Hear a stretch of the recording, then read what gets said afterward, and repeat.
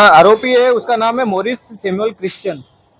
ये जो है इसने पीएचडी कर रखा है एलएलबी वो लॉ के अंदर, और एलएलबी भी कर रखा है। उससे पहले इसने इंजीनियरिंग किया है और ये साबरमती का रहने वाला है ओरिजिनली।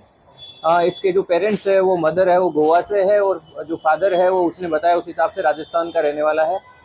और ये पिछले कुछ टाइम से आर्बिट्रेशन का काम कर रहा है। ये जो मामला है इसके अंदर कल जो यहाँ पे सिटी सिविल कोर्ट है वहाँ से जो रजिस्ट्रार है उन्होंने हमारे पास एफआईआर दर्ज करवाई है। जो ठाकुर बाबूजी छनाजी का जो मैटर है उससे रिलेटेड उन्होंने एफआईआर दर्ज करवाई है। हाँ, इसके अंदर ऐसा मैटर है कि जो ज़मीन है वो कलेक्टर की ज़मीन है, और उसके अंदर इनके बीच कलेक्टर और जो पार्टी है उसके बीच में कुछ डिस्प्यूट चल रहा था। तो इसने जो पार्टी है उसकी तरफ से एज आर्बिट्रेटर ये निमणूक हुआ। उसके बाद इसने कलेक्टर के साथ में नोटिस वगैरह भेजा।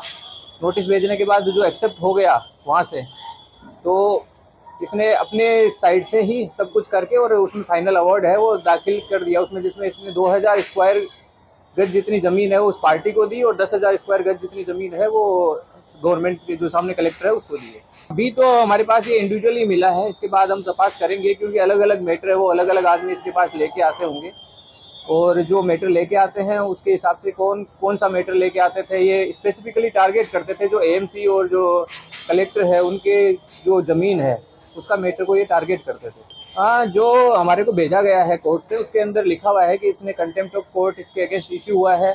इसका पास्ट का जो है वो क्रिमिनल हिस्ट्री भी है, जिसके अंदर 2015 के अंदर इसने जो सेक्टर 21 और 24 गांधीनगर है वहाँ पे इसने ऑफिस रेंट लिया था, और इसमें 2015 में इसके अगेंस्ट मणिनगर में एक एफआईआर रजिस्टर हुई है जो चीटिंग की है। उसके बाद उससे पहले 2012 में चांदखेड़ा में, और क्राइम के अंदर 2007 में भी एफआईआर रजिस्टर हुई है। ये मेजोरिटी जो है वो सिविल मैटर्स है। सिविल मैटर्स के अंदर जो तपास है वो जो कागज बनाए हैं उसने उसी के ऊपर चलती है। तो हम जो भी उसने कागज बनाए हैं, जो भी उसने ऑर्डर इशू किए हैं, जो भी अवार्ड इशू किए हैं आर्बिट्रेटर तरीके, उनको हम तपास करेंगे उसमें क्या किया है उसने, कितने लोगों के साथ मिला हुआ रहा है, और उसके बेसिस पे हमें जो भी चार्जेस उसके अगेंस्ट होंगे उसके हिसाब से चार्जशीट की जाएगी। पूछपरछ में ऐसा पता चला है कि 2002 में इसने एलएलबी की डिग्री ले ली थी, मतलब उसके बाद ये लॉयर तरीके काम कर रहा है। नॉर्मली सिविल मैटर्स में ऐसा होता है कि जो एग्रीव्ड पार्टी होती है वो ढूंढ रही होती है कोई एडवोकेट उसको मिल जाए जो उसको सपोर्ट करे, जो उसके केस को चलाए और उसको न्याय दिलाए।